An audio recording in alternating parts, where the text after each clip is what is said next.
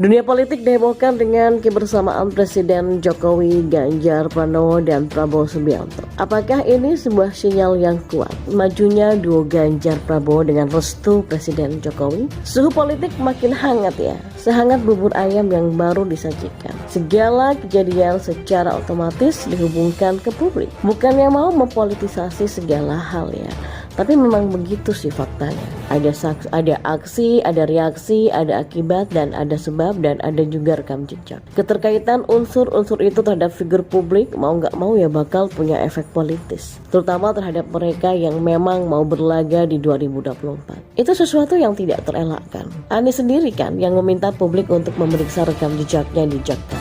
Tujuannya sih untuk memperlihatkan bahwa Anies katanya selalu melaksanakan program-program pemerintahan Presiden Jokowi. Namun dia tidak menyangka bahwa rekam jejak itu bakal menjadi jebakan terburuk ketika terjadi kebakaran di Pelumpang.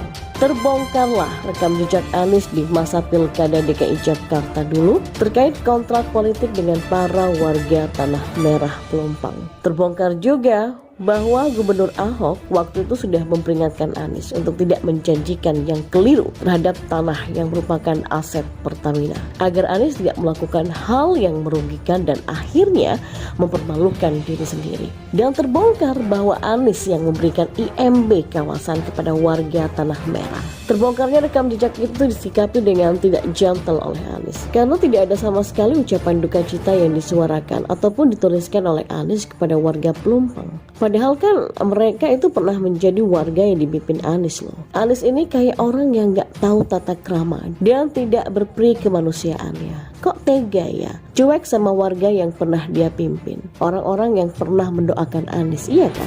Ketika dulu Anies tanda tangan kontrak politik itu. Sekarang ketika mereka kena musibah, Anies malah bungkam diem cuek bebek. Nah, bungkamnya Anies ini hanya bisa dijelaskan dari sudut pandang politis.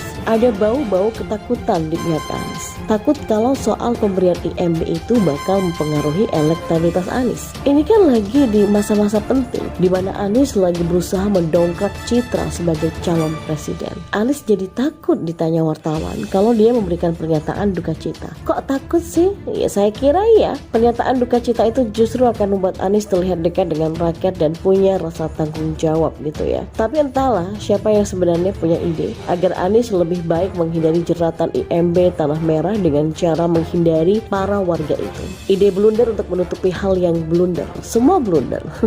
Nah, kita tahu bahwa aktor utama yang menjadikan Anies sebagai baca pres adalah Surya Paloh dan partainya Nasdem. Anies disebut the best atau yang terbaik oleh Nasdem. Padahal direkam jejak interaksi antara Nasdem dan Anies ketika Anies masih menjadi gubernur DKI, Nasdem pernah menyebut program rumah DP 0 Anies sebagai program bohong. Lucu ya, dulu pernah nuduh Anies bohong, sekarang Anies disebut yang terbaik dan dijadikan sebagai baca presnya. Wajar kan kalau Presiden Jokowi menyentil kelakuan Nasdem sebagai kelakuan yang sembrono. Mungkin ada kekecewaan dari Presiden Jokowi terhadap Surya Paloh yang selama ini berjuang bersama di dalam pemerintahan. Kecewanya itu karena pemilihan orang yang diusung menjadi capres, orang yang enggak becus kerja, pernah dipecat oleh Presiden Jokowi. Kerjaannya di Jakarta amburadul. Oleh sebab itu Presiden Jokowi enggak pernah sekalipun memberikan endorsement semangat dan juga moral terhadap pencapresan Anies. Yang lain kan dikasih semangat sama Presiden Jokowi, seperti Erlangga Hartarto, Prabowo Subianto, bahkan AHY loh. Tapi Surya Paloh kan sudah kadung mendeklarasikan Anies sebagai baca presnya, walaupun koalisinya masih belum jelas. Siapa sih bacawa presnya juga masih belum jelas. Dan sekarang Anies terjebak dalam keblunderan IMB Tanah Merah. Dan Anies memperlihatkan kekerdilan jiwa dan rasa tanggung jawabnya dengan bungkam.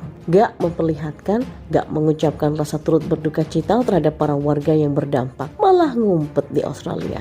Itu mungkin yang ngeselin bagi Pak Jokowi yang care dengan rakyatnya. Satu cara yang saya kira bisa disebut sebagai cara Presiden Jokowi menskakmat Surya Paloh dan Anies, ya adalah dengan memamerkan orang-orang para pejabat negara yang sudah jauh lebih pantas diusung sebagai baca pres dibandingkan dengan Anies. Momen ini terjadi ketika Presiden Jokowi melakukan kunjungan kerja ke Jawa Tengah. Di sebuah desa di Kebumen, Presiden Jokowi meninjau panen raya dan berdialog dengan para petani di sana. Presiden Jokowi didampingi oleh Gubernur Jawa Tengah Ganjar Pranowo, Menteri Pertahanan Prabowo Subianto, Sekretaris Kabinet Pramono Anung, Menteri Pertanian Syahrul Yassin Limpo, dan Kepala Badan Pangan Nasional Arief Prasetyo Adi.